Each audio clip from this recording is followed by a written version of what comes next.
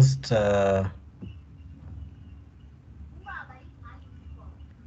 who we are and what we do. Let me just open my doc. So I'm going to share my screen, and I've started recording the meeting.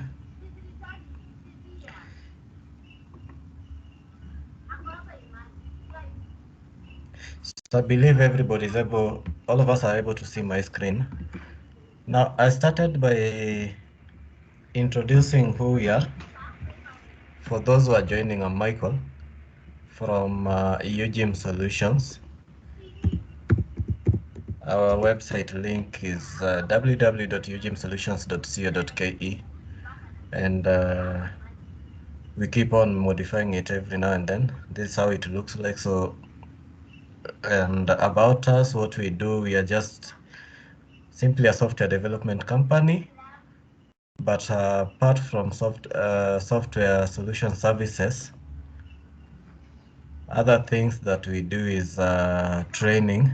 We offer training, and that's why we came up with the UGIMS Academy, which we are soon rebranding to AfriCubator for Africa Incubators Centers or Incubation Center.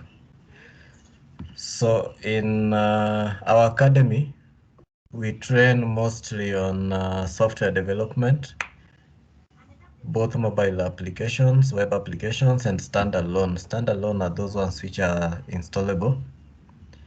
Let me remove this. Then we also train on website design. Website design is more of WordPress and other CMSs like Moodle, Joomla, and such. We also train on graphic design and creative design. So this first phase of free training is going to cover software development, and at some point we will also talk about web design, more so WordPress. Then along the way we will have a graphic designer. We were to have a graphic designer today, but because of the recap, I asked him to hold on a little bit until we are done with the recap. Maybe next weekend we'll have a graphic designer. And part of the other part of our team is also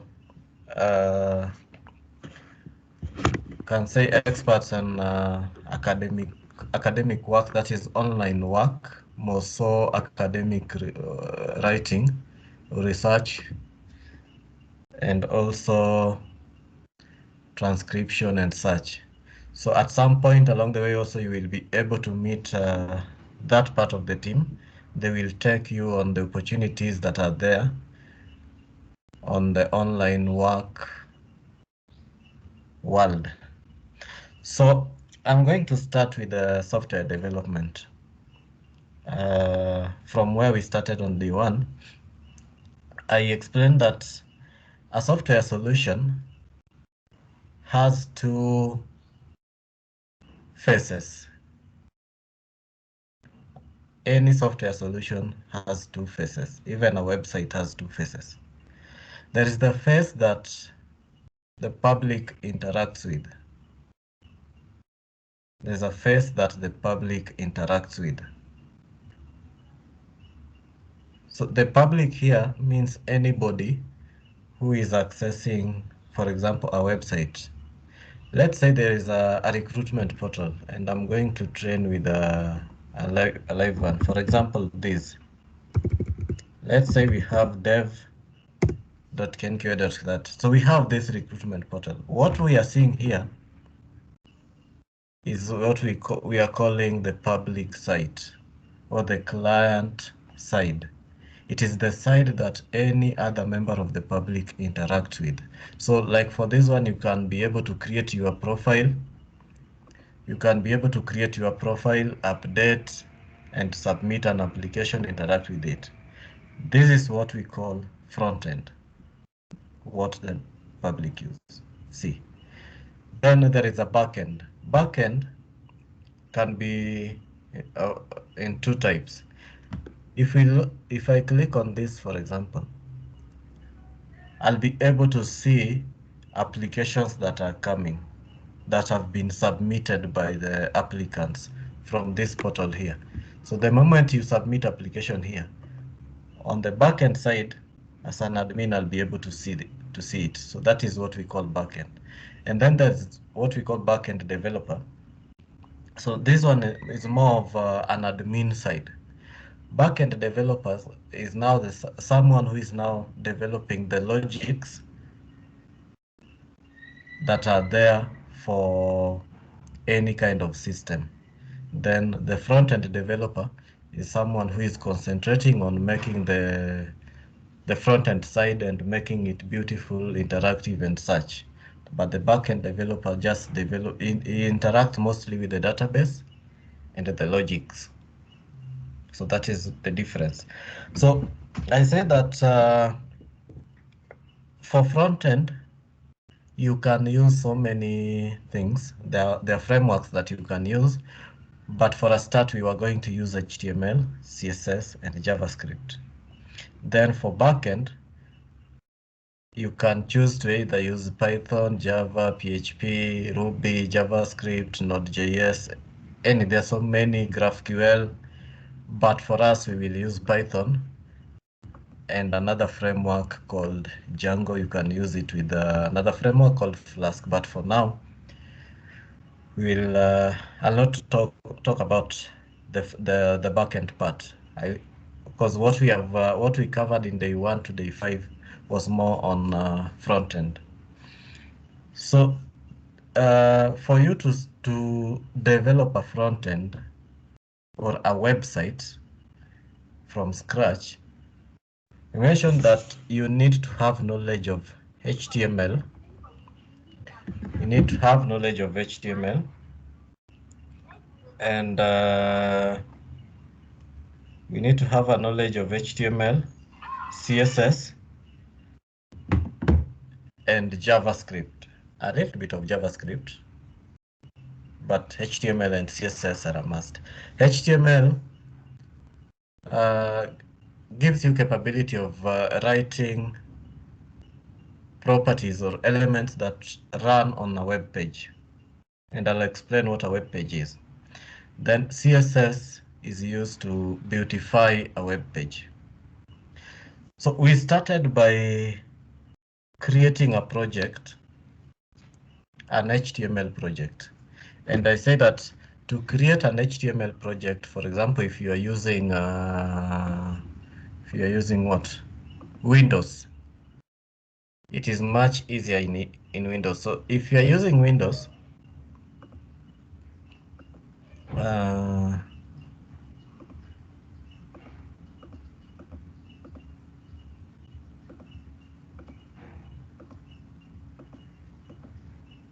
sorry, I have so many things open.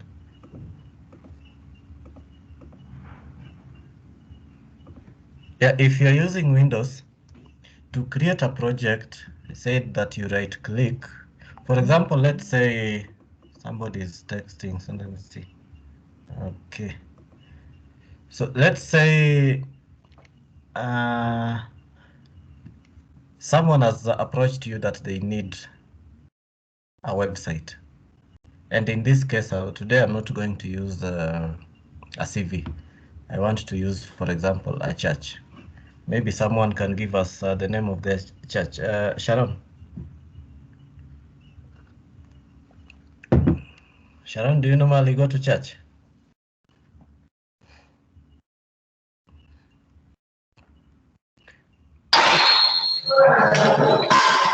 Yes, I do. What's the name of the church?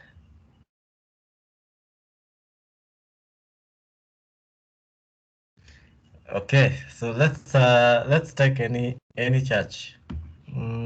Which church has a funny name? Helicopter of Jesus. So we are doing a website for Helicopter of Jesus. Where is it?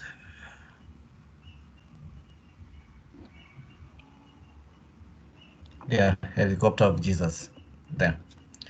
Once you create a folder, in Windows, what you do next is you open that folder, then you right click again and create a file. You create a file inside it. Now, when creating a file, we are aware of how, for example, a Word file is created. The moment you create a Word file, if you come to my downloads, for example, you see this one is .docs. If it is a PDF, we have .pdf. It is an Excel, it is a .xlsx. For HTML, it ends with .html. It ends with .html. So you open your project and create a .html file. So for me, I'll just copy one that I had already created on Richard here and paste it here. So you can give it any name. You can give it any name, this file here. But you must always have an index.html. Reason, for example, if you visit a website, let's say www.jumia.co.ke, then you press enter. When it is loading, it will always look for this index. It will always look for index file as the first one to load. After loading that first one, there's a way you can configure it to make it even load any other file, but it always looks for this index.html. So we now have our website. This index is a website. We want to modify it, and let me just open a sample church website.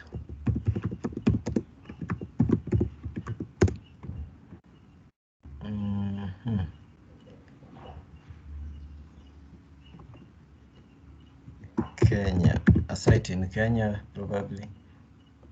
Kenya Vineyard. Let me see. Now this one doesn't have so much that we can work with. Mavuno, how does Mavuno look like? This one wants us to sign in first. ROG Church Kenya. Let me see how it looks like. While it is still loading, we can look for another one, SEK Kenya.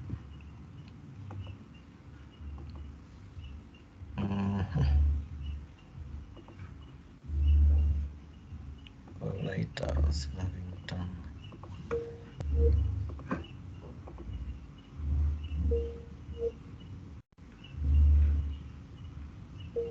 There's an issue with the internet. It's back up. Sorry, I had an issue with the internet. This one also it looks good, but it's a bit more complicated for a tutorial.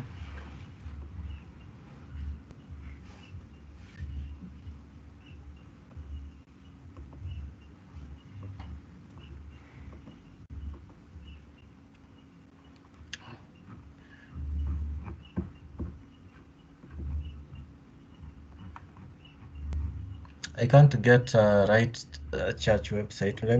So we just use our CV, and I'll get our church website that we'll use later on. But eventually, maybe we'll be able to develop something like this by the end of it. By the time we are done with our entire 100 days of training. So today, let me just use the CV that we had, this one here. So we are just going to redo this one from scratch. So what I'll do, after creating a file here, before you start editing this file, if you are using a Word, you will have edited in using Microsoft Office Word.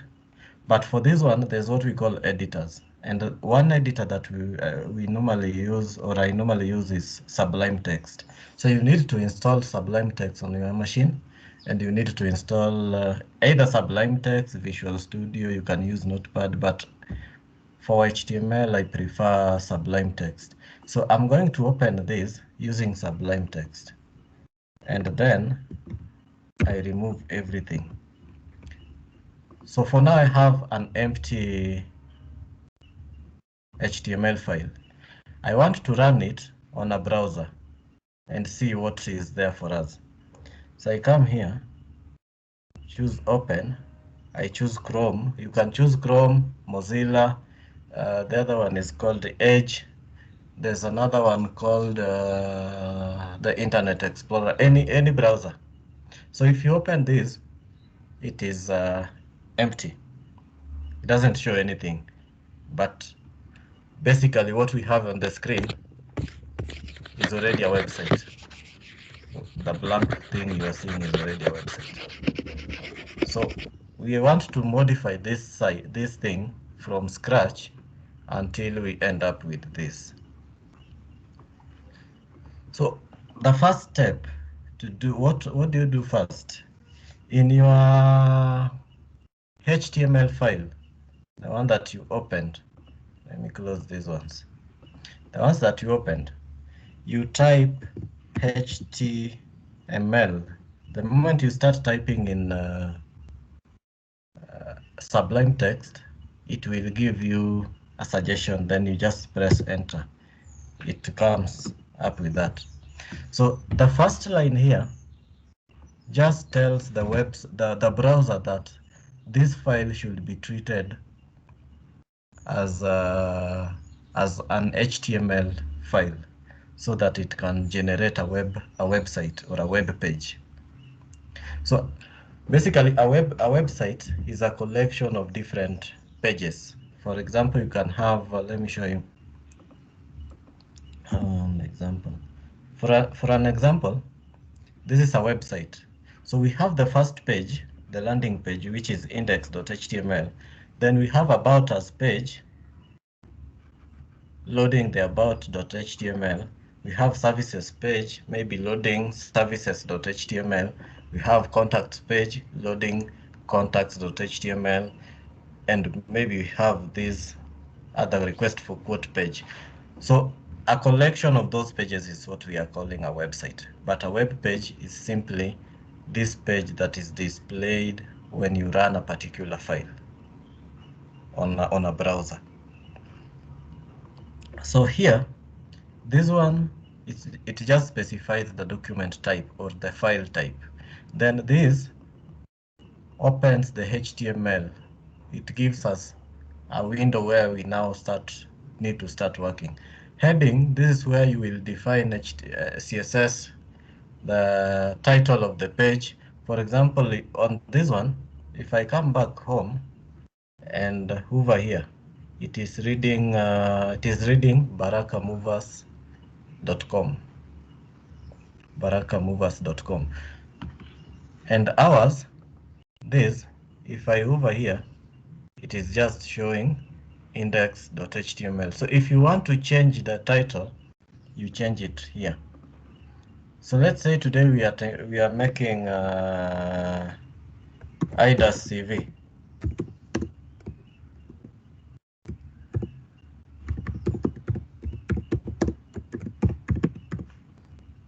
So we can write that title there and come back. The moment you make any change, you reload. How do you reload? You go to your browser here, then this is the icon for reloading. You click on it, you reload, so that the changes can be seen. Now if you hover here, you put it here, it is showing IDAS curriculum vitae. So already we have made the first change on our, what do you call it, on our website. The next thing is, after head, we have body. So body here, this is where you write all the HTML elements and items. Everything that you want to do, you do it between this part here. hapa ndani. This is where all the writing takes place. Though there are some which you will, as we will later see, there are some that we do here. Now, I've just added spaces. So if I reload, it is still showing nothing. So what next?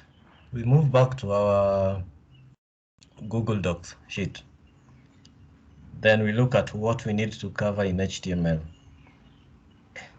The first thing that we were to cover is creating an HTML project. And in that, I've said that you create a folder of your project, then you create a file of that project, an HTML file. The second thing is running HTML project. To run an HTML project in Windows, I think you can double click, or you right click and open with any browser. That is how you run an HTML project. Modifying an HTML page. We've already done that. We have already modified and added our title. Then the other modifications, we are going to do them here. This part here. Then we have what we call, so these ones I can mark them green because we are done with them. Then we have HTML tags. So HTML tags, what are HTML tags? Tags are these things. You see the one starting with greater, less than, and ending with greater than. These are what we call tags. So there are so many types of tag. And what you need to note that is that in HTML, when you open a tag, there are some tags that you must close them before you open another one. For example, head. We have opened a head. If you don't close it here, that means the body here will appear under head, and your HTML page might not work correctly. We will see how that is in a few. So these ones are tags. We have a title tag. We open it and close it. And actually, if you are using Sublime Text, if you click on, for example, head, you will see where it is closed at.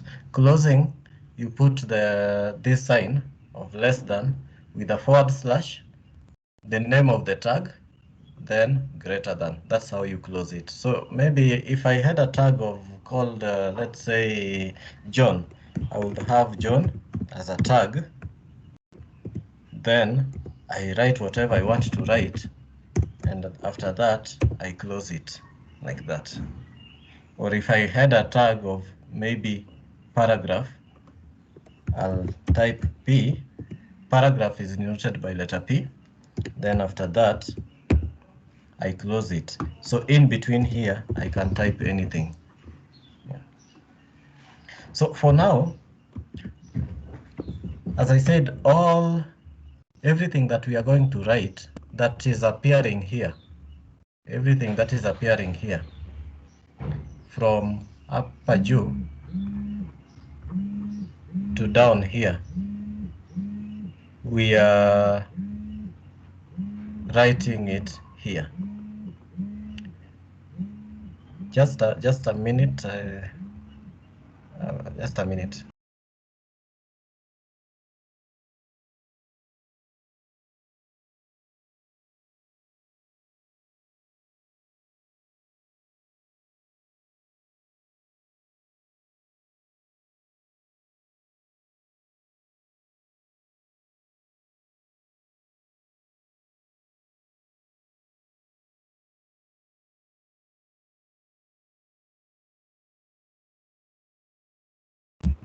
Sorry for that. So we can continue. Is there any question up to there before we start modifying our documents? I'm with Clinton, so I won't ask him a question because we are with him. If he's having any question, he asks me in real time. Let me go with Nicholas. Nicholas, is there any question up to there? Up to what we have covered so far? So far I'm okay. Sorry? Ameongezea referring to it. Okay. Some of us Some of you are in Ubuntu and Linux. Oh, nice. I'm also using Linux, so let me just rephrase that. I'll be giving now examples on how we do things on Linux and Windows. Okay, thank you. Okay, Joy, any question up to there so far?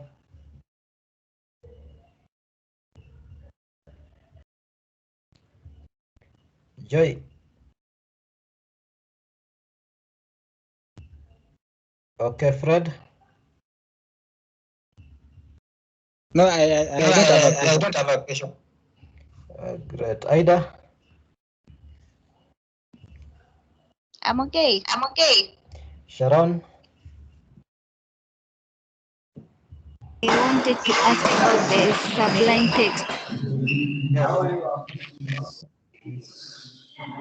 I wanted to ask about the Sublime Text. I did not understand. Is it a programming language or what is it?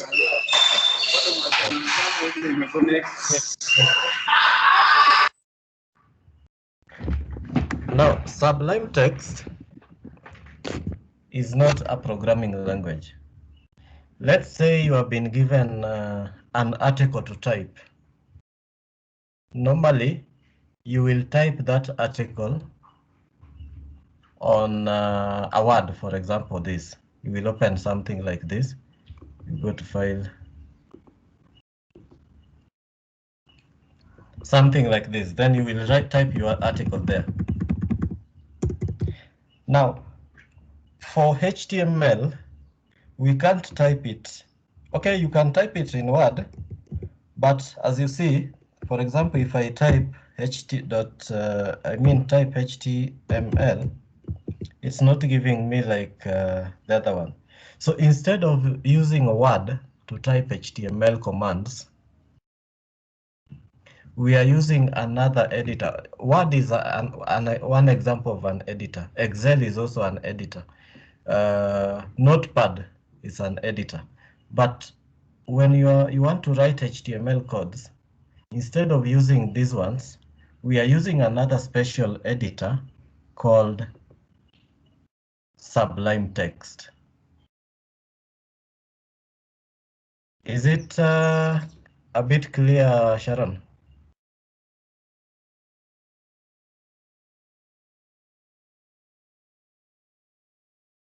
Sharon?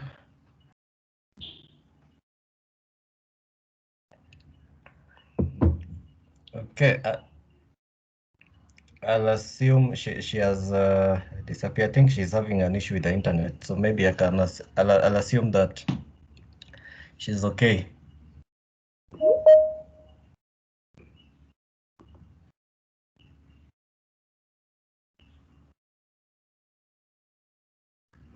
So I'll assume that Sharon was okay, but basically, Sublime Text is like Bernard.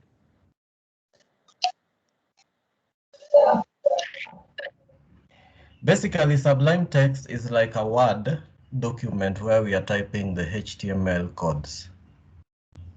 It is just like a Word in Office, but this one is special for writing codes or for programming. But basically, it is an editor. It is not a programming language. So after this, we wanted to do this CV. So what I'm going to do is I'll create the sections. We have a photo. No, my curriculum vitae is I'll type that. My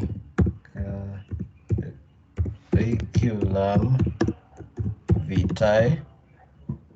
Then after that we have a space for photo. After photo, I'll copy these ones, profile, and paste it here. I'll remove contact me and take me to Facebook now. Then after profile, what else can I copy? I'll copy contact details and paste it there. Then I copy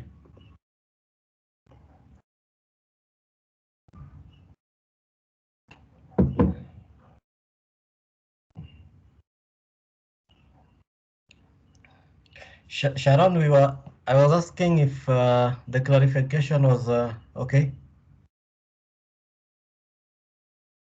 Did you get to know what Sublime Text is? I'm sorry, I had some internet problem. I did not get it. Okay.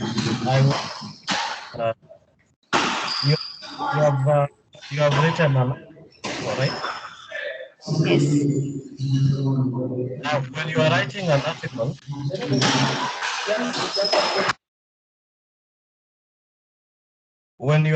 an article, you normally use Office Word. Now, when it comes to programming, we can choose to use we can choose to use a Word file. Then we type our code there. For example, if I open this Word file, all these things here, I can decide to type them here. But as you see, it does not give me a better way of formatting my code. So instead of using a word editor, we use a special editor for programming that is called Sublime Text. So Sublime Text is basically like a Word file or a word editor where you can type anything, but it is specifically for writing codes, programming codes. You can use Sublime Text, you can use Visual Studio, you can use Notepad, you can use another one called Atom. So basically they just work exactly as a word file work, only that they are special for coding purposes. So you don't use a word file, but you use this special editor. How do you install it? To install Sublime Text, you just go to Google. You go to Google and search for Sublime Text 3. If you are using Windows, you can add for Windows. And it is here. You click on this. You select your Windows version, download. After the download is complete, you just double click it and install. If you are using Linux, when you are searching, you just add Sublime Text 3 for Ubuntu or whatever Linux version Linux distribution you are using, whether it is Ubuntu, CentOS, or any. Then it will give you a way of installing it. You just follow procedures, install. After installing, you come to your project, you right click and open with what do you call it? Sublime Text. Yeah. So we want to make, using Sublime Text or HTML, we want to make something like this. Now, I'm going to copy all the contents that are here and paste in my document. So I started by writing my curriculum vitae, which is here. Then the photo, currently I'm not loading any photo, so I just have a space for photo. Then I have my profile here. Then I have description here. Contact I've copied, we have it here. Then after that, I want to copy expertise, this one, and come here, paste it below there. Then I come to, what were these? This was education. So I can add another tab of education. I paste it there. Then I come to work experience again. I copy all these. I press enter, paste it there. Then I come back to referees. Again, I copy this. Then down here, I paste it. After that, you just press Ctrl S to save, and you go back to your website. This one here. Once you are on your website, I said, every time you make a change, you reload.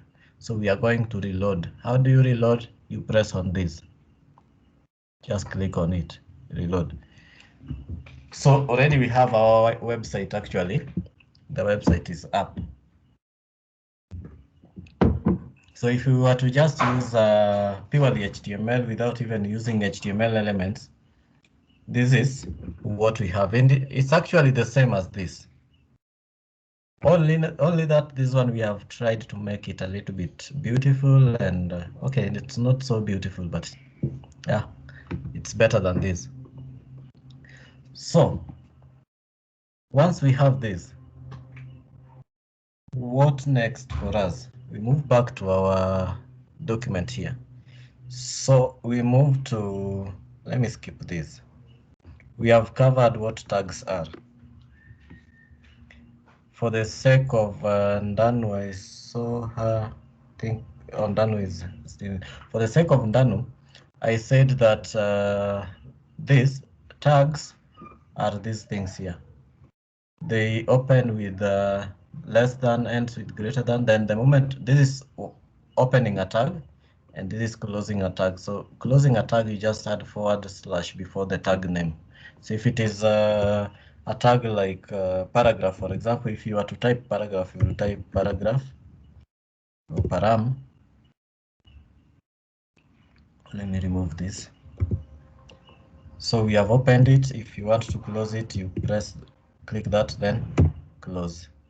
It is closing HTML, but it should close param like that.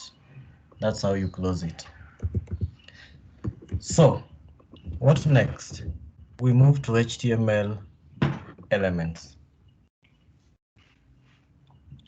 So HTML, before this, let me go to this. HTML has what we call headings. And headings in HTML ranges from heading 1, heading 6. However, instead of typing, for example, heading 1, like this, or heading 1 here, like this, headings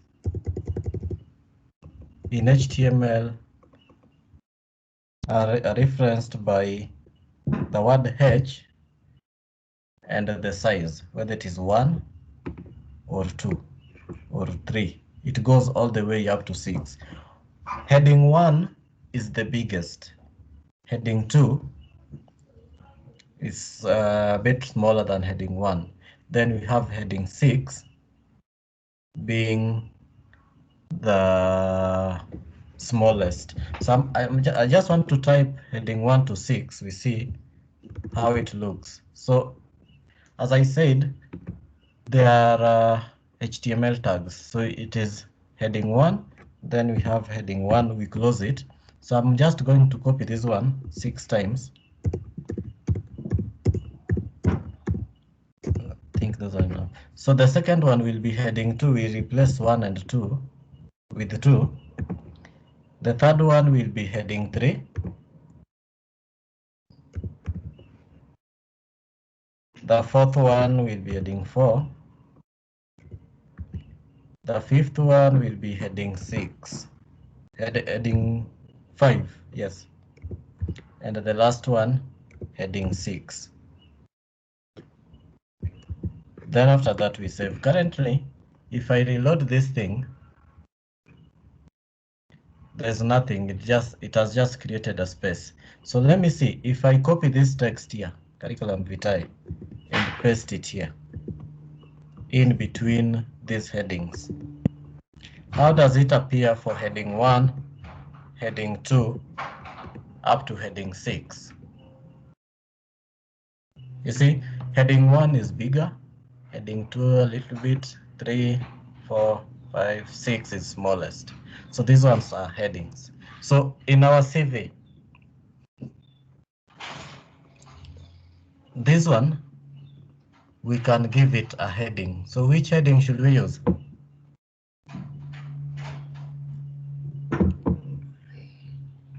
Which heading should we use? Maybe someone can tell us. And heading that if we put here will give us something close to this. Anyone?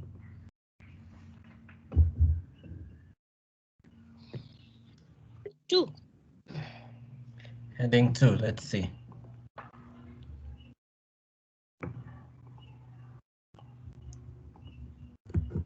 So we put that H2, we close. Then after that again, we close it there. So let's see. I come back here, I reload. This and this, it doesn't look the same. So this one is a bit smaller. So let's use 1 instead.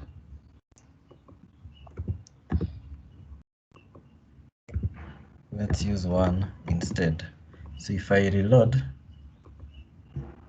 yeah, we can use 1. So these are what we call headings. They are even in Word. For example, if you open a Word file, upper, and you select this, it normally has a heading. You see these headings? Even in Word, they are there. So you can, it's HTML is just like, that's why I said HTML, I mean, Sublime Text is just like a Word file, only that you are coding, you are coding everything from scratch. So even in Word, we have heading 1, heading 2, heading 3.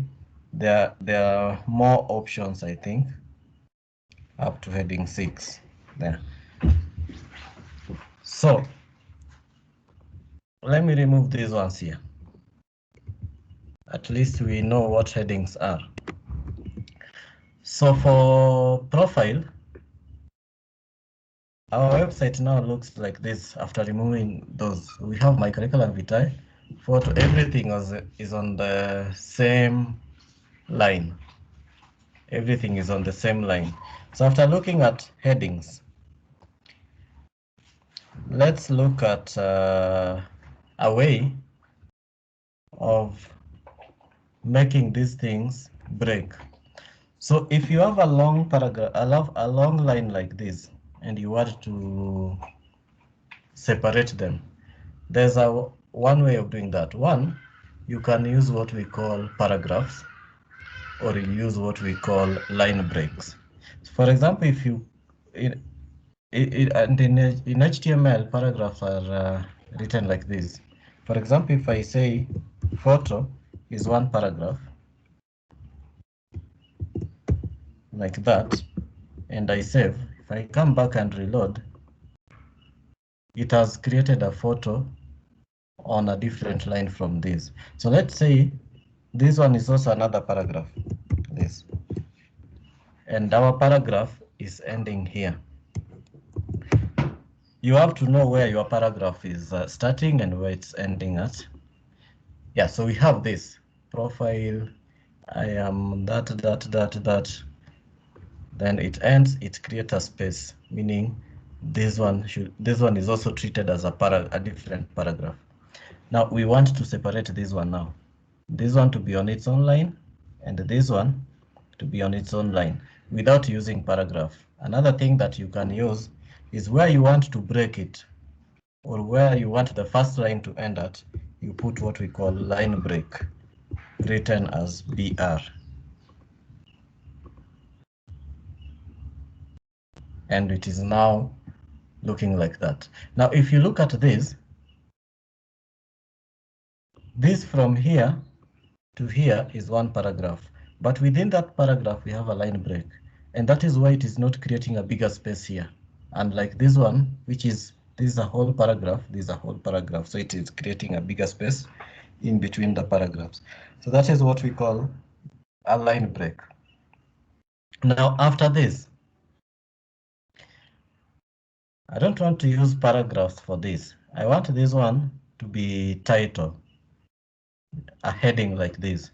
So since we used H1 here, I want to use H2 for this one, for profile, contact details, expertise, where is the other one?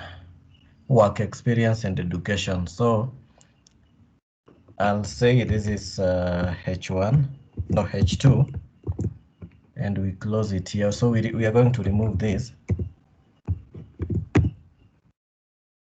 Maybe I can remove this. Then this one is also H2. All headings, I want to give them H2 now. Expertise, I'm also going to give H2. Then I close. Education also H2. And then I close. Then work experience also H2. Close. Referees H2 and close. I save, I go back to my website, I reload. So that's how my website looks like. We are making progress. Not so good still, but tunasonga. Before I introduce another HTML element, which is this. I've talked about line breaks. I've talked about paragraphs. So the next thing I want to talk about is bold, emphasis, and this. Before I introduce them, is there any question so far up to where we are? Any question? Danu, any question?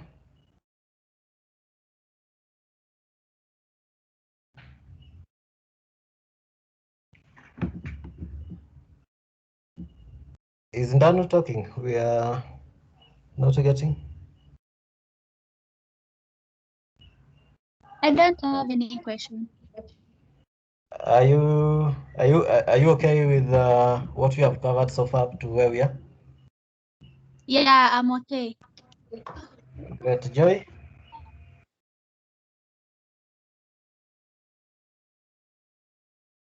Joy.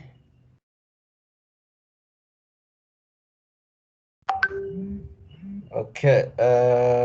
Fred, Ida, Sharon, Nicholas, any? Let's go with Nick. Nick, Yeah. you okay? Niko sawa. So, Fred?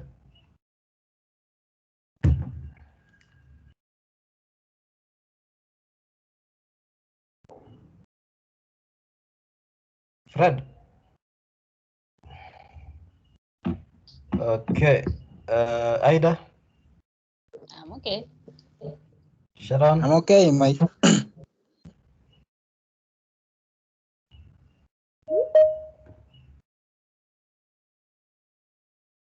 Sharon, are you there? Yes, I'm okay. I'm okay. That's okay. So the next part is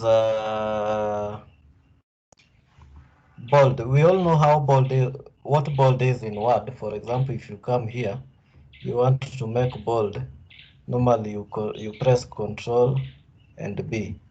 So that is bold. In HTML, here we don't have Control B. So if you want to make a text bolder in HTML, you use a bold tag. Bold tag is simply B tag.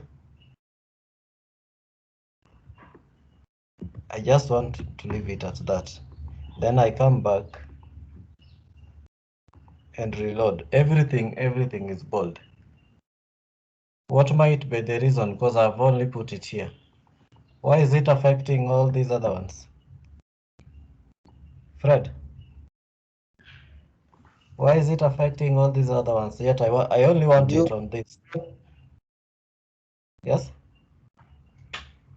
You have not closed the tab. Yes, that's true. So I've opened a bold. Yeah. Yeah, I've opened a bold tag here.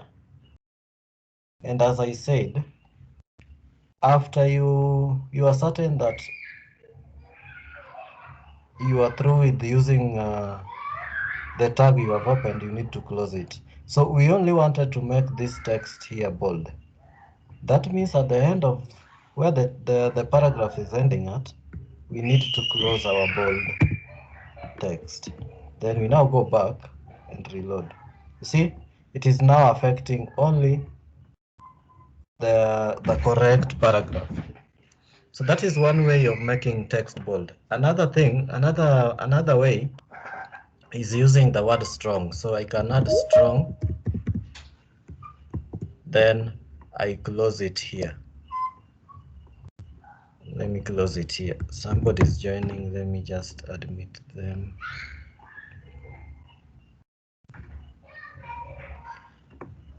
Yeah, then I save. That's strong.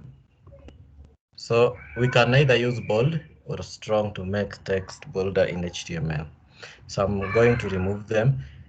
Emphasis, let's see how emphasis work. Emphasis, you type it as EM. So we open it and close. Let's see what it does to our site. It's making it more italic. So you can use that, or you can use what we call italic, which is simply I. You replace EM with I and save. Still the same. So if you want to make text italic in HTML, use I or emphasis, EM. Now we are done with that. The next part of our HTML, which we covered, it seems people are having issues with the internet.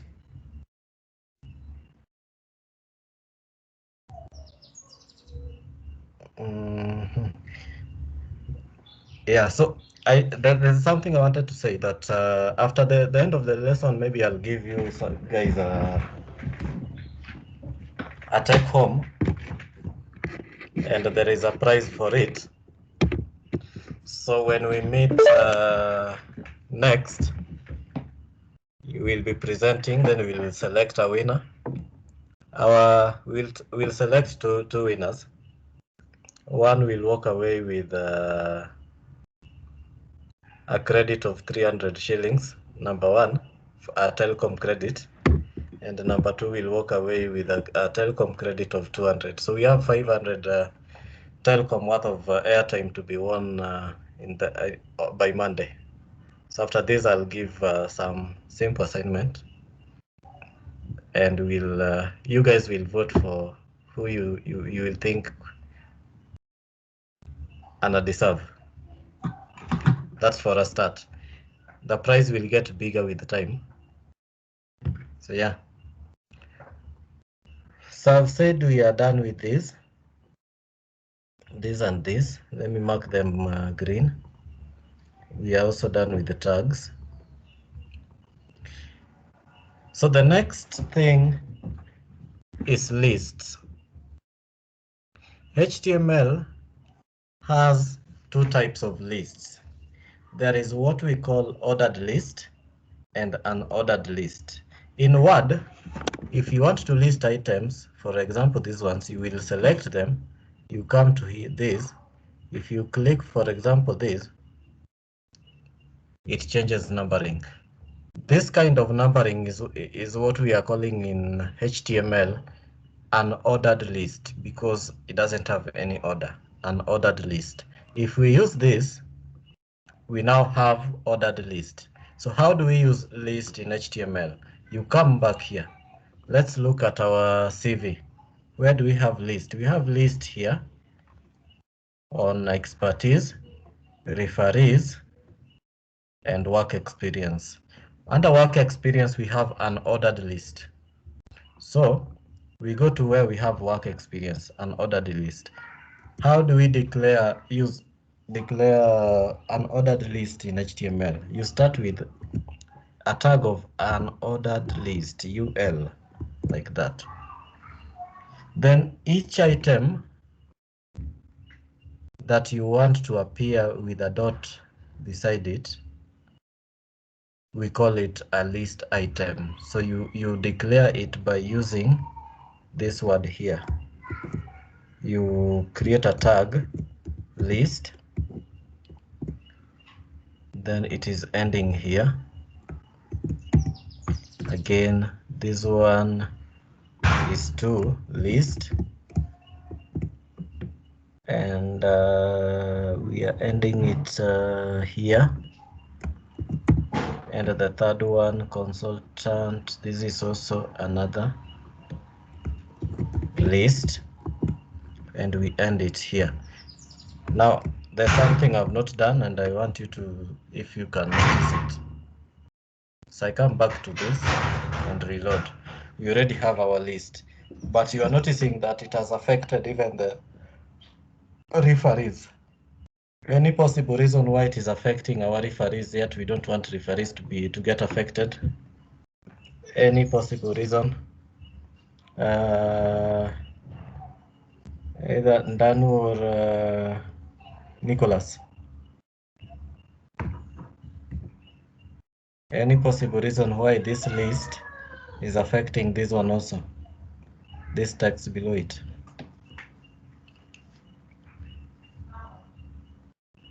Can I try? Yes, that's who's that?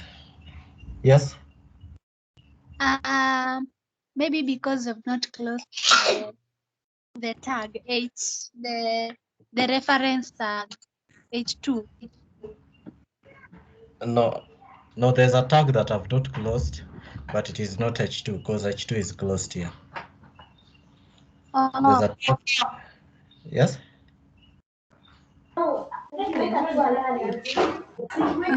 Can I try? Yes. It's because you haven't closed the UL tag on line 29. It's not closed. That's we have not closed the UL tag, an ordered list tag, this one here. So after defining all the list items, you need to close this. So we need to close it after this here. Now if you come back to your website and reload, you see it is only affecting this one here. And again, if you close it at a wrong place, for example, you come and close it here, you open and close, what happens to these other ones?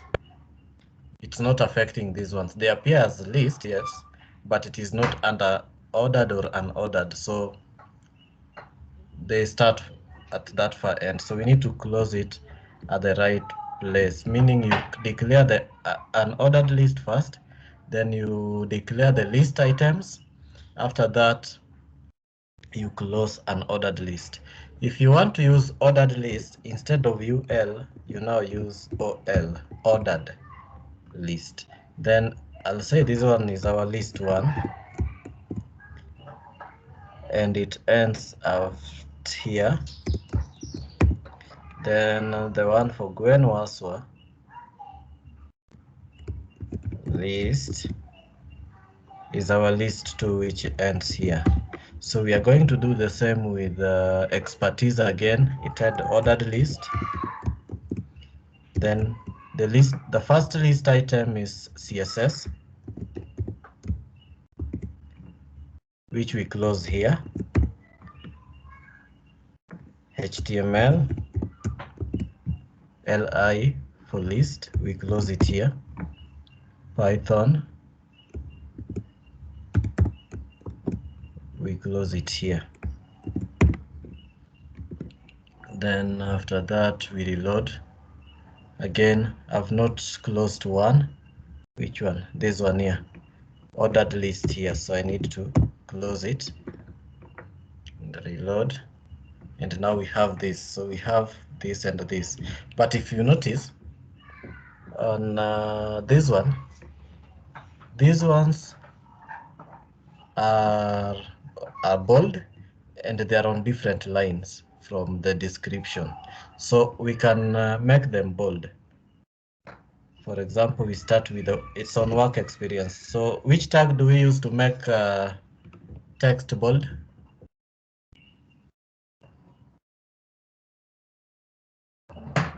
Any trial?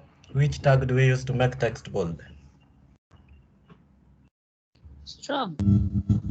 Strong Yeah, or B. Yes, we can use strong or B. So let's use strong.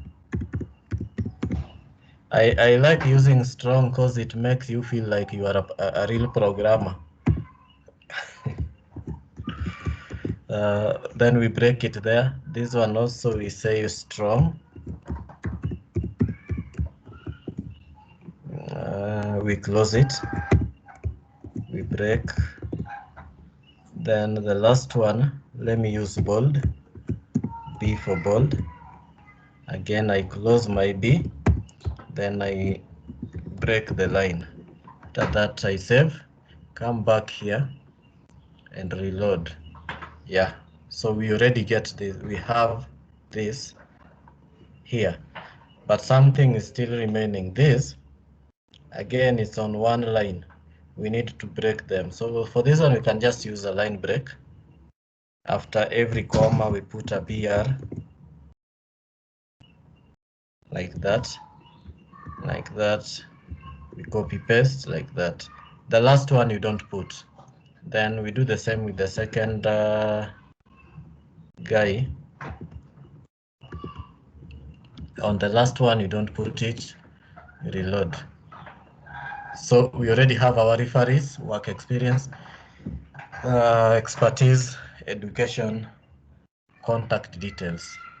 Again, we can break the contact details. How does our contact details look like? It's just a line break. So we can break our contact details, put line break there. Then we reload like that. But again, if you look at contact details, this one should be bold. That's white text, so we can just leave it at that. We are through with the list. Any question on lists? I have a question. Yes. The only question I have. Okay, Will I go Fred? first?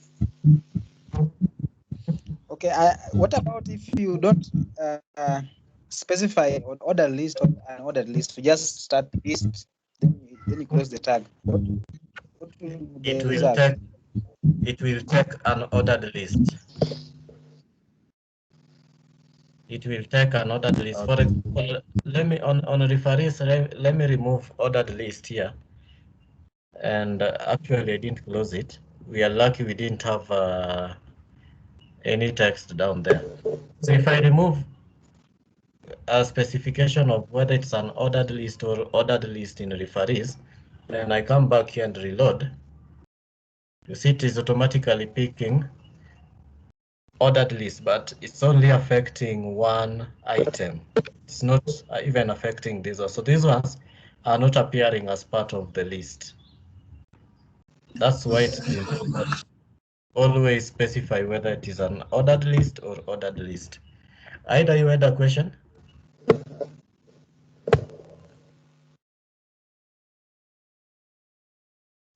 Ida?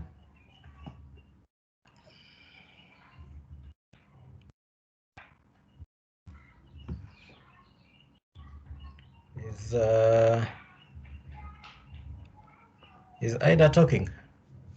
Oh yeah. I have. Yes. In the expertise, Yes. you after CSS HTML, you've opened and closed each of them. Yes. what will happen if you don't close? Just hapo juu juu yake where you've written ordered list, then you close hapa chini, then you don't close CSS, HTML, and Python. Like I don't close You this one don't here. open and close. You don't open and close the CSS, the HTML, and Python. So I remove this list, like this one I remove it. Yeah. What can happen? What will happen is you won't have any item to appear on the list. I mean, the items will appear, but they will just appear as normal HTML without a list. See the way they're appearing. Oh, It has okay. already pushed them to the right, meaning it has already created a framework for the list, but it is not getting the list item. So for you to list them, you have to open, say that this one is list 1, li, then you close it. Then you come and open this other one, say it's list 2, and close it. So each item which should appear under list has to be declared as a list item. We call them list items. And I want to show you something. So if I reload, it is now okay. I want you to notice something here. If I come back here and, for example, remove this and this, I just removed this other one. I've not closed it, but I've declared this. I want you to see what's happening. It's not affecting the rest, because opening this one means this one is automatically closed. However, if, for example, you come here and open another ordered list, OL here, and then you save. Let me close it now here. Not there. After the first one, here. You see the way it is working. So we have ordered list inside another ordered list. So you can even do that. It's possible in HTML. But for now, this one is making it a little bit complicated, so I won't use it.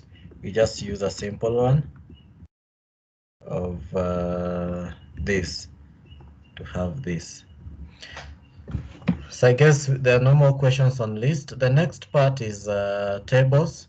So tables, how do we define tables? In HTML, for tables, we are going to use it in education. For HTML, a table looks like this, just like in Word. A table has a row and columns.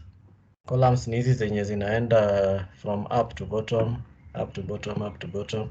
Rows left to right, left to right. So this one is one row, second row, third row. So it has 3 rows and 1 column, 2 column, 3 columns.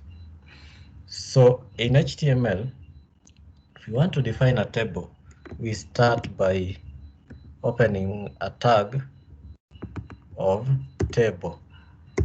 Then after that, we give it the body of the table as T body, or a table body.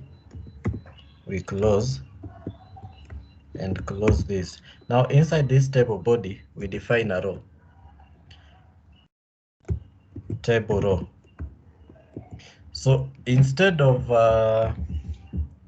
table column now, we use what we call table data. Table data. So table data should be inside a row. So we want to. We have year and qualification. So that means 2 columns or 2 table datas. Then we close our row, T row. We close it. So I'm going to copy this and paste it here. It's in the second column. Let's say this is 2015 and save.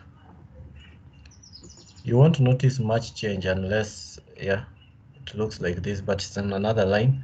So we are going to do the same. Instead of copying, I'll just copy all this, paste, paste. Then we have 2017. We paste it here. We copy this, paste it here. 2016. Then we cut this, come and select all this, paste it there. We come back and reload. So we have our table. So far we have presented everything here. What is remaining is images. So I'll cover images. So images in HTML, before you use image, you must have that image in the same folder where you are having your files. So I'm going to download an image.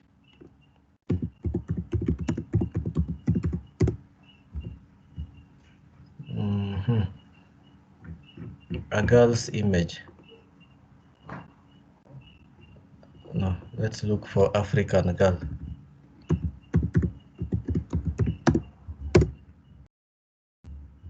African girl image. So we want to take which one?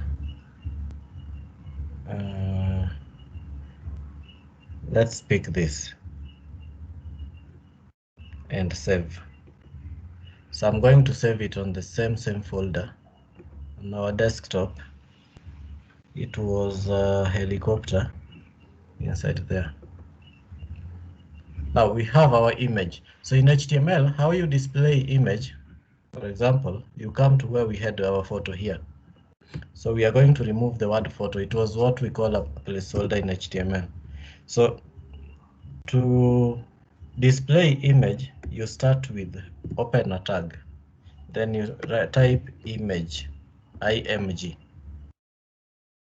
Then you give a space. After giving a space, you give the exact path of that image. We call it source, where that image is coming from. Then, since they are in the same folder, we can copy this. The entire name up to .jpg. You come, paste it here. Then you save. We go back to here. We reload. We have our image. It looks like that. So that's how you display image in HTML. After displaying image, there are things that you can define. For example, the width of an image. So I said last week that when we are using measurement, when we are talking of road, we talk of maybe a kilometer. At some time we talk of centimeter when we talk of measurements. In HTML, measurements are always in pixels. You can use pixels. So like for this one, if we say width is 100 pixels, you save. Let's see what happens. It has reduced.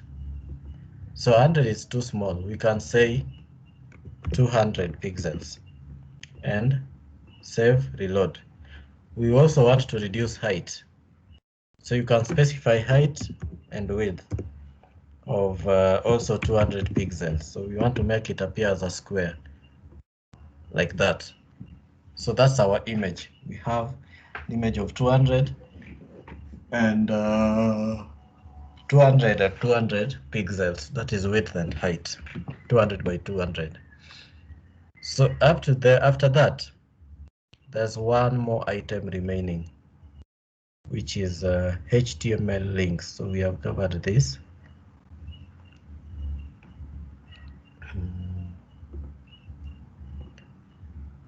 HTML links. Now, what is a link in HTML? To explain that, I'll take you back to my Movers website. I'm here on the landing page. Up here, I have who we are. And if I hover on it, if I put this thing here, I want you to look at down this place. Look at this place when I put the cursor up. Yeah, using something like https barakamovers.com/about us. That is what we call a link. That is what we call a link in HTML. So this one, who we are, is a link. A link is a text that when you click, it takes you somewhere. It can open another page or load another website.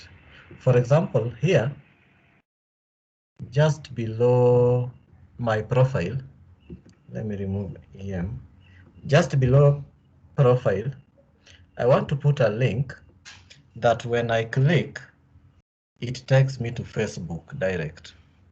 So how do we put a link? We say to declare a link in HTML, you say, you open a tag of A, then you say href, you close it, then let me call it take me to Facebook. After that, I close it. I save. If I come back to my CV, I have this link. If I click it though, it is not doing anything. Why? I've not given it the link. I've just written it to appear as a link, but I've not actually given it a link where it should take me to. So I can come to Facebook and copy this one here. Then I come back here. So after writing this, between these quotes is where you put your link, where you want it to take you to. Here. So I want it to take me to Facebook. This one here. Let me click on it. It's now taking me to Facebook, but it has disappeared. Our website has disappeared. So how do we go back to our website? You click on this back. Now, at some point, for example, in this case, you don't want it to take you out of your website. You want to open it in another tab. An example is if you go to UGIM Solutions website, then down here we have a Facebook icon. If you click on this icon, it loads Facebook, the exact UGIM Solutions Facebook page, but it is not taking you out of UGIM Solutions website. It is opening on another tab. Same to Twitter, opening UGIM Solutions Twitter page on another tab. Same to Instagram and LinkedIn.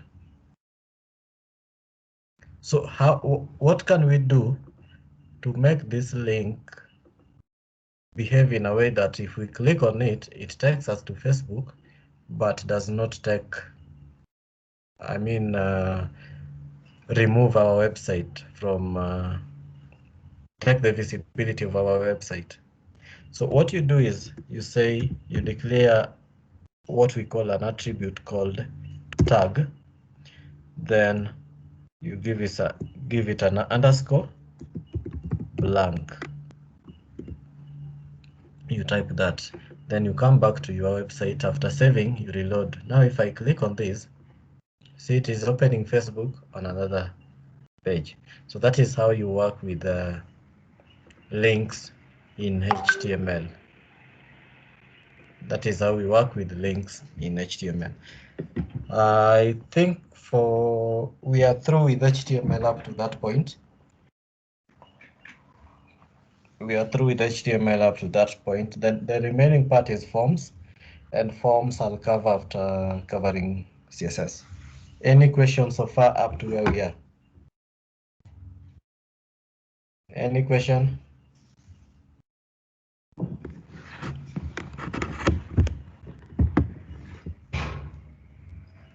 Do you still want us to continue? Or the information is too much? You know, at some point, at some time, they say information overload might be dangerous. So for me, I'm comfortable. We can continue with the CSS part. Let's hear from what members are saying. Starting with Joy. Joy, do you want us to continue? Yes, I'm good. You can continue. Okay, Sharon. Yes, we can continue. Aida. Majority wins. Sorry? Majority wins. Fred, uko sawa? Na Nick? Mimi niko chonjo. Okay, Ndano?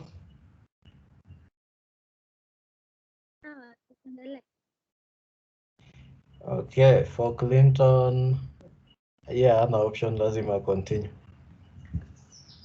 We are with him, so when I stop, it stops. Now, let me take some a 2-minute break, then I'll be back on CSS.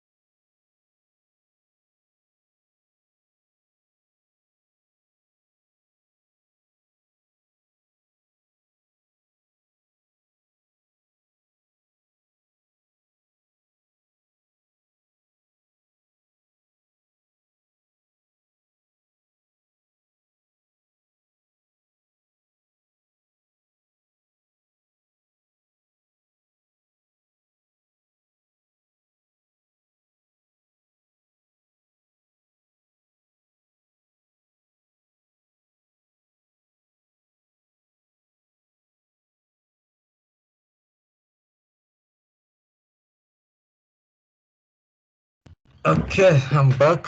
It's not 2 minutes, but I'm back, so we can continue from where we were.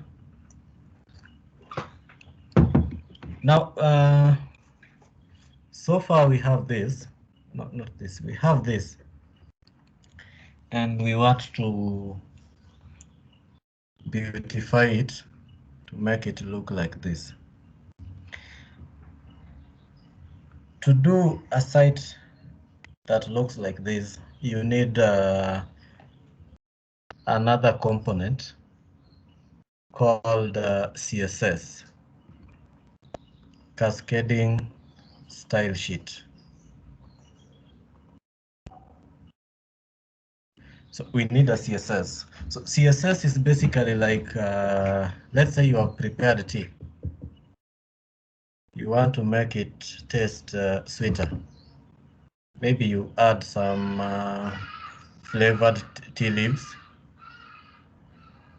You also add some milk. You also add some sugar. So in this case, the tea leaves, milk, and sugar, we can call them CSS selectors. Then collectively, normally while cooking, we call them ingredients. So ingredients is like the CSS. Inside the ingredients, we have other things. Maybe like milk. So milk, we can call it a selector, or a sugar, or tea leaves. Then when making milk, there are other things that we use. Those things we call them properties. So we have properties of milk, which has values. For example, if we say, let's say you are making tea leaf, then you take majani chai, you take another component of this amount. So those amounts are called values. So CSS has what we call selectors. So for example, here, let's say I want to change the color of this title to purple maybe. There are three ways I can do it using what we call CSS. So the first way is what we call inline CSS. So here, inside this tag where we have my curriculum vitae, I can define a CSS. All CSS starts with the word style. Then inside here, I can say color. So here color is our property. And we give it orange, color orange. I come back, I reload. See, it has already changed. That is one way. Maybe just a minute.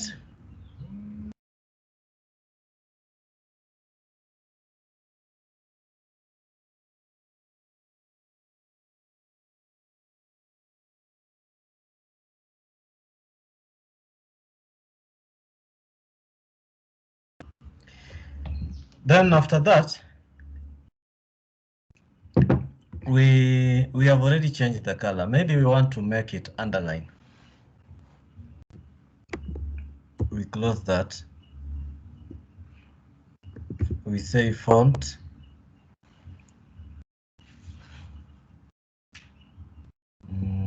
No, text format.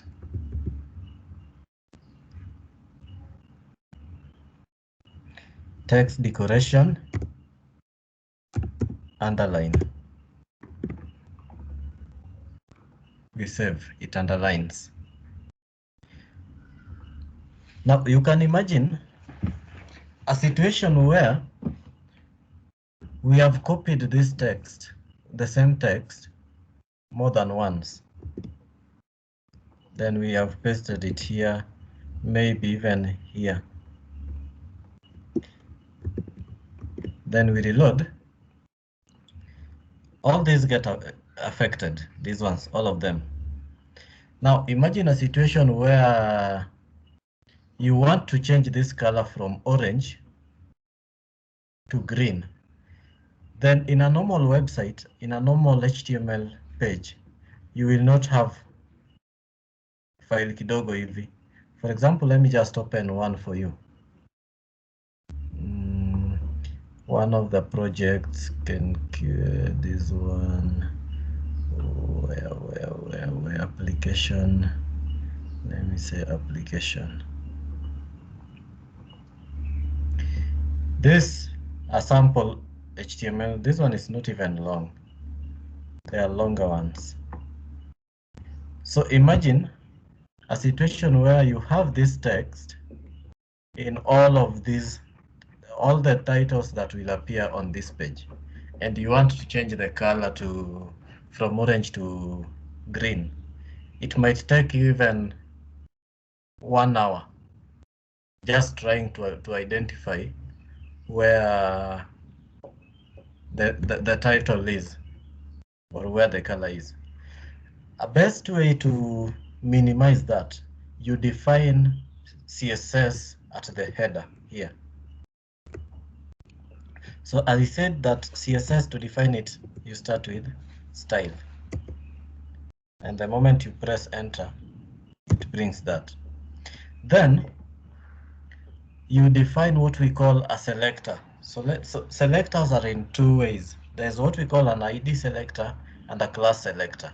So let me say an ID selector starts with this. Then you give it a name, maybe page decoration. Not decoration. Let me use a programming name like heading formatting. After that, you put curly brace, and press enter. Then these ones here, these ones, you now cut them from there and come paste them here. No, I didn't cut. You cut and paste them here. So color, you press, then we remove them. We remove these ones here now. Where's the other one? We remove style. Then we also remove this. We reload. It has disappeared. It doesn't, we don't have any color. So what do we do to make the color appear here?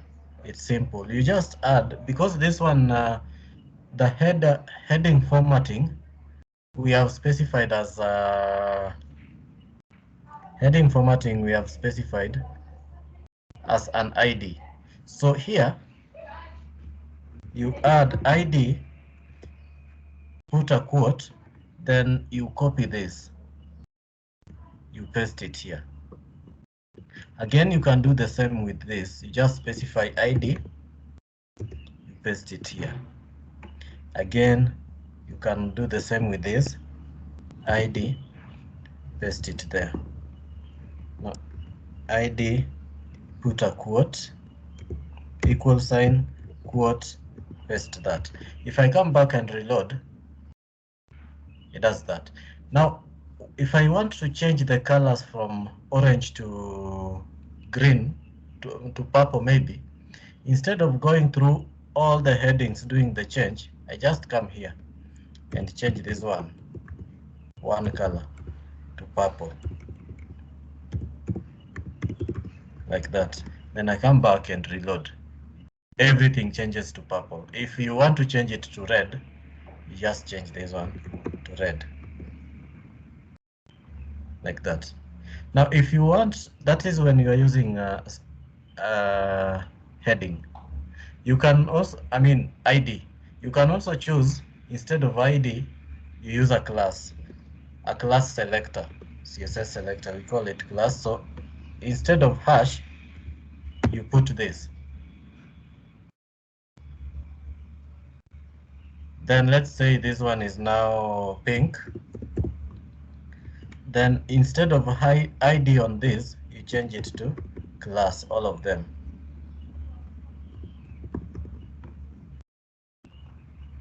You change ID to class. It has already changed to pink. See, we have our pink.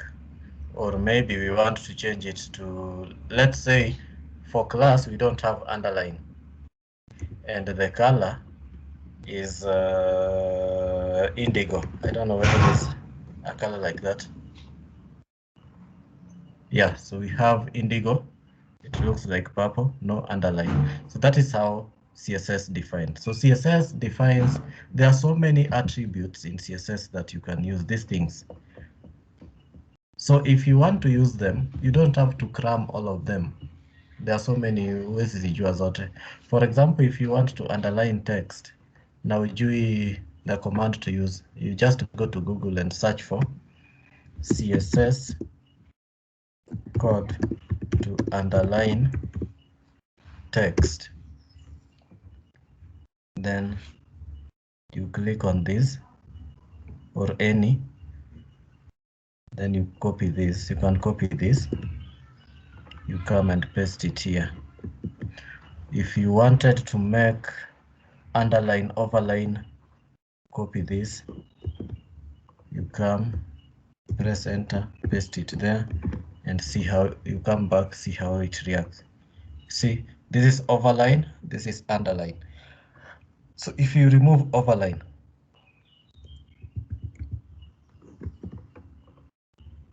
underline is working. If, for example, you didn't want underline, you just wanted line through, you come and change this one to line through, come back, reload, line through. It looks like crossed. For example, let me show you an interesting one. If you go to Jumia .co.ke. Down here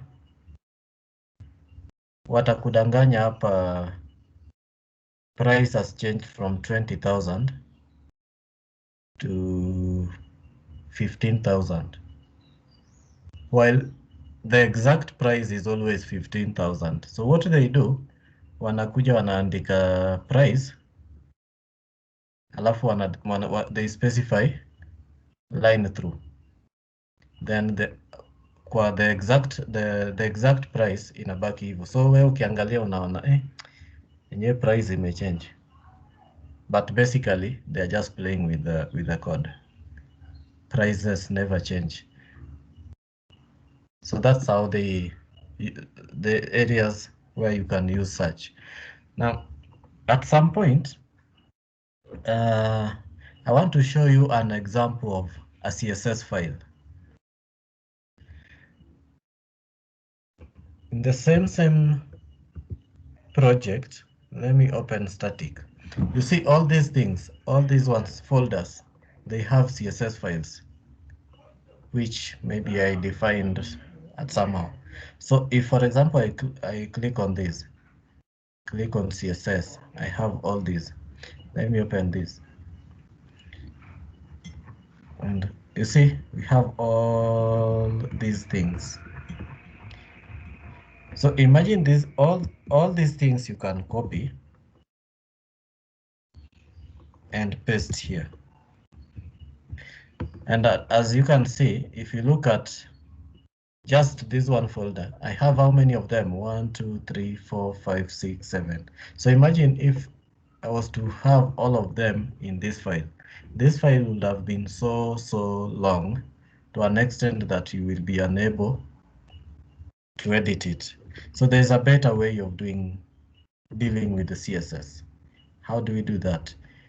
In the same folder here, where we have image and index, I can copy this. You can create, right click in Windows, go to file, create file, then call it styles.css or any name.css. CSS files normally ends with .css. So for Linux, I'll just copy this, paste, then I rename it to styles.css, and I remove HTML. I save. So what I do, I can come here. Once you and cut all these ones here. I want to paste them on the other side. I come and open here. Let me delete everything and paste this and save.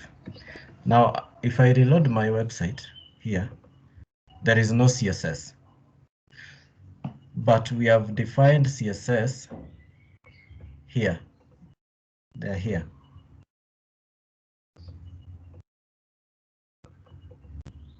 We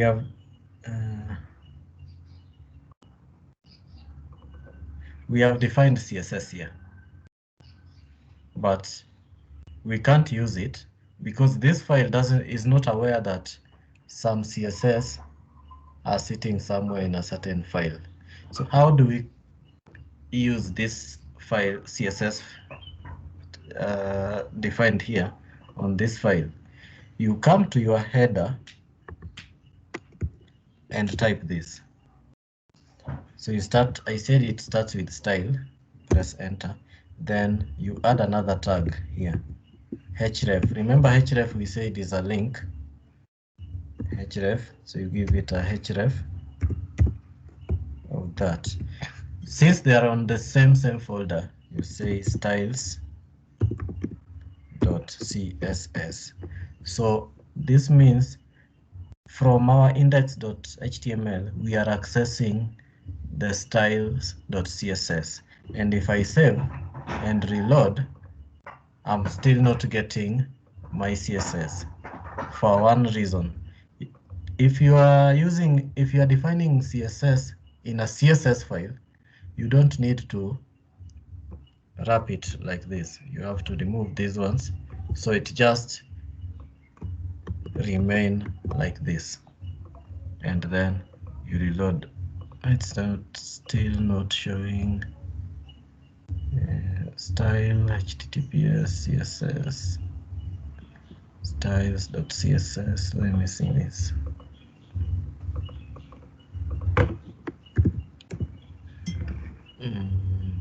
Now, before I even go there, at some point you will run into such cases where you are calling something or you are referencing something and it is not showing. Always make Google your best friend. So like in this case, I have this, but it is not showing anything. So I want to Google a solution that will make it work. So we can come to Google and say CSS referencing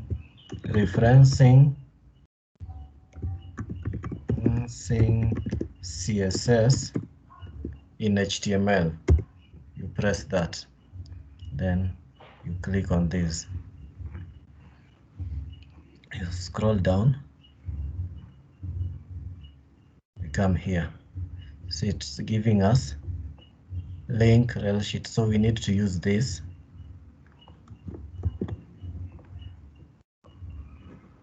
Instead of this.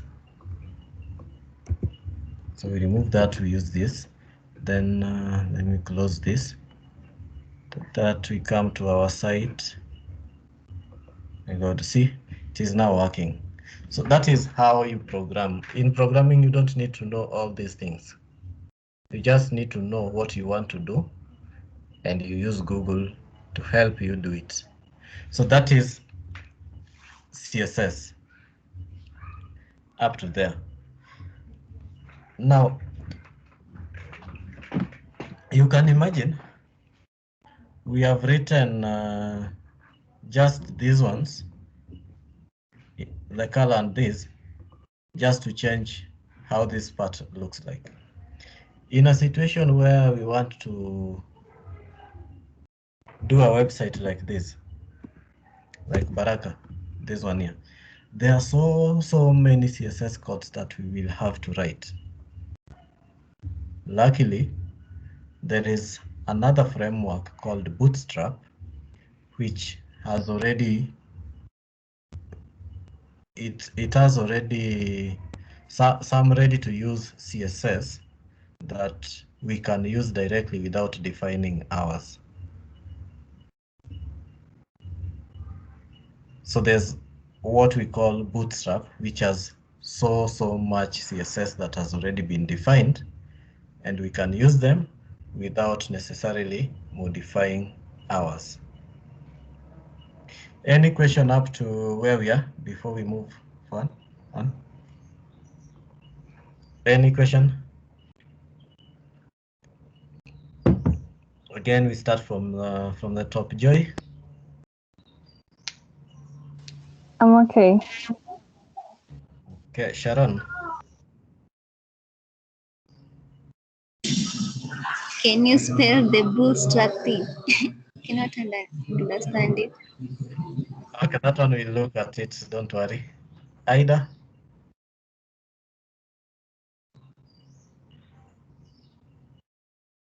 Ida? Okay, Fred?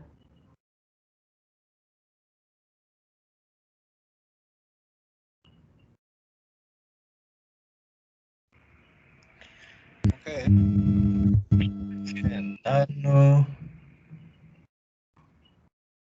I'm okay. Nicholas? Jonjo. For me, I'm feeling a little bit exhausted. I don't know whether we'll be able to introduce. If I say I'm introducing Bootstrap now, I might not be. I mean, no, I might not give you the best that you deserve. So I was proposing that we stop at this and maybe continue with Bootstrap tomorrow same time if it's okay with you guys. Okay for me. Yeah. It's okay for me. Okay.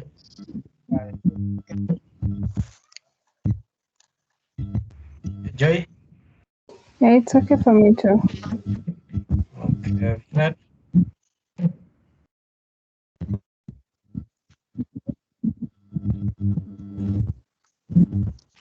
Maybe before you leave, Mike. Yes.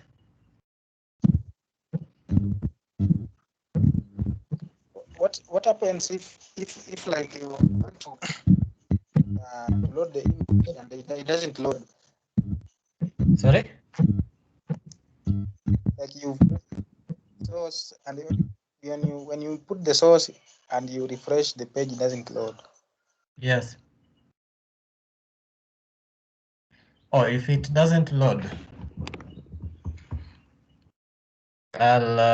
tomorrow we'll cover how to troubleshoot an HTML file when working with CSS. So once I introduce Bootstrap, for example, I'll show you how to troubleshoot and maybe be able to know what is wrong. Okay? Okay, sir. Okay. Who else is remaining? Nick. Hey. Can we proceed tomorrow? Yeah, we can proceed tomorrow, eh? Yeah. Lakini kwa nauliza kama tunaweza anza mapema hata kama na 15 minutes. Also, you want us to start by maybe 3:45? Ndio at least by 6 kwa tunaweza kuona game ya Manchester. Oh, sure. So we can move it back to, let's say, 3 to 5. Hiyo inaweza kuwa na mimi. Yeah, I understand there's a game tomorrow. I was a fan at some point, but I stopped watching games. They are giving people stress for nothing. Games and politics. So, Sharon, can we proceed tomorrow? Will you be available tomorrow? Yes. Yeah, I'll sorry, be available. I've been unable to cover everything today. As you can see, it's a lot, and actually talking for 2 hours. If I exceed, I might collapse on the table. So I just give me a minute to give you maybe, or can I give you the data assignment tomorrow? I think we can have it tomorrow after.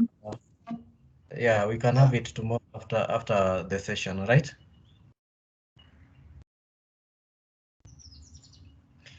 Okay, so we can stop at that. Thank you all for attending, and have a good weekend. You too.